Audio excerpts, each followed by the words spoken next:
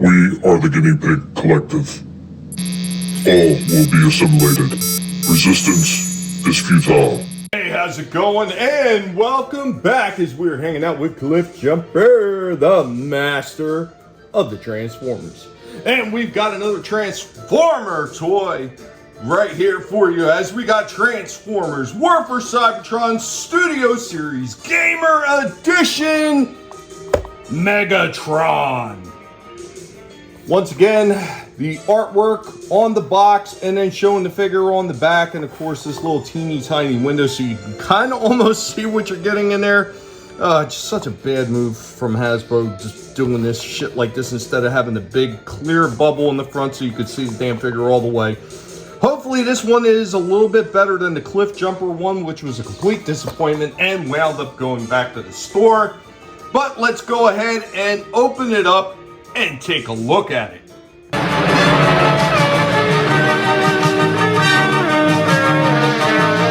Transformers, more than meets the eye. We got the box open, and just like Cliff Jumper, I found this part of Megatron's fusion cannon just floating around inside of the box because it's not properly strapped or anything onto this cardboard packaging. This is huge miss right here.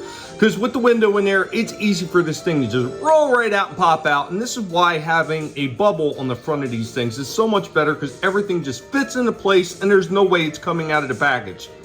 Unless somebody rips it open at the store. I am the Dominator. I am the Destroyer. I am Megatron! Right out of the package here, we have Megatron. Put that fusion cannon on the side. I gotta say, the scope work on this one doesn't look half bad. This looks pretty decent. It's not bad looking at all. But then again, the Cliff Jumper one looked pretty damn good too. And it wasn't until I got to the transformation that I found out what a piece of shit it was. So much like I did with Cliff Jumper, let's compare him to the original version. You can see that the original version is much lighter in color, and I do think that some of the detailing that they have on this one is not quite as good as this newer version. Also, you can see on the back there's a lot less hollow spots on this newer version as compared to the old version with the big hollow legs and these big giant flat feet stands. Even though these flat feet stands are absolutely amazing for standing this figure up, he is not going to fall over whatsoever. The fusion cannon. I do recall the fusion cannon being quite large in game, and I think the newer one misses on that just a little bit. I think it's a little bit too small as compared to how it was in the game. It's to disrupt my coronation. Coronation, Starscream! This is bad comedy. Another thing that the old one had is it did have a firing mechanism. Let's see if I can get this damn thing to work. There it goes. So it did have a clear purple missile that would fire out of his fusion cannon.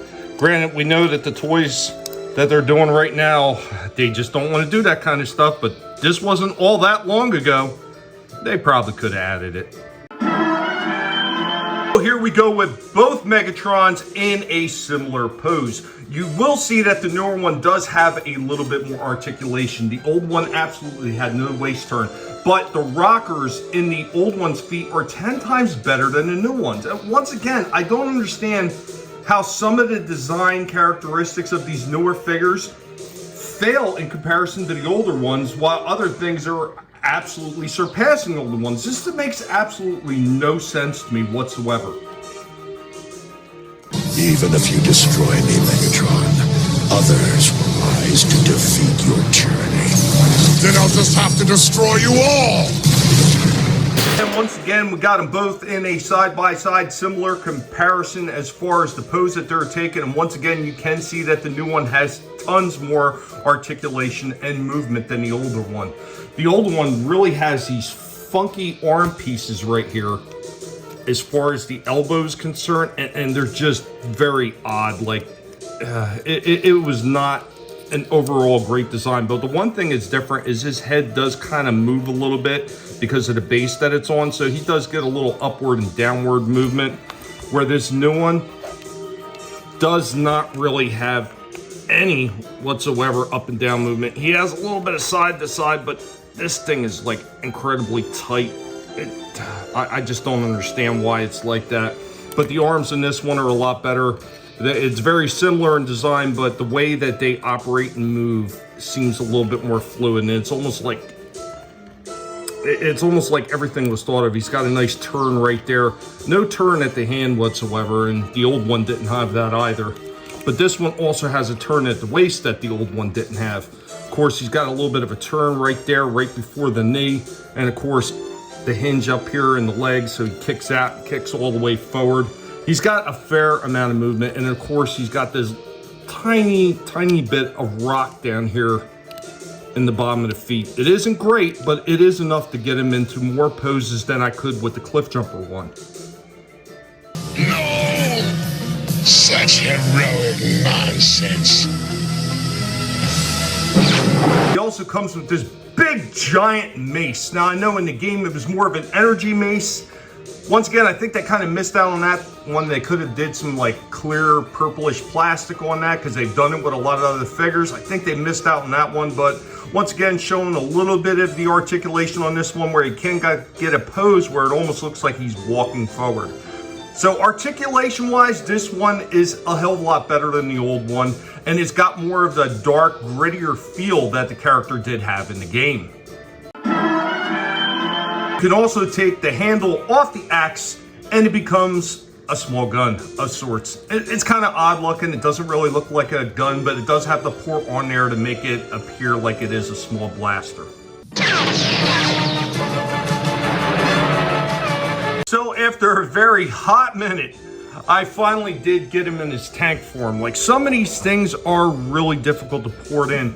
Well, unlike Cliff Jumper, it does all eventually port in. It's just the directions are horrible. And some of the parts where it looks like it should port in doesn't port in at all. I just don't understand what they were doing with the engineering on this one. This is another one. It wasn't overly difficult, but some of the parts in there just do not want to seem to fit into place the way they should. These things should have ease of transformation. Even if they are difficult to acquire the transformation, you shouldn't feel like you're fighting with the thing to get everything in place. I would have waited an eternity for this. Of course, here we go, right next to the older version of them. I will say the newer version does look a lot more like the in-game version of Megatron. While the old one was pretty cool in its own right for what it was, this new one is actually very well done. There are a few things that are a bit of a problem in the way of articulation and the way that this thing transforms, but the look and the accessories that this one comes with, it's pretty damn solid. Granted, that articulation thing does kill it a bit, so because of that, I am only going to be able to give this one a 7 out of 10. They could have done a lot more in the way of articulation. Hasbro is just getting lazy. And then, of course, the way that they package these things so you could lose things in transit is just absolutely unforgivable. Anyway, guys, be sure to let Cliff Jumper know what you thought about this one. Later, y'all. I am the Dominator. I am the Destroyer. I am Megatron! Transformers!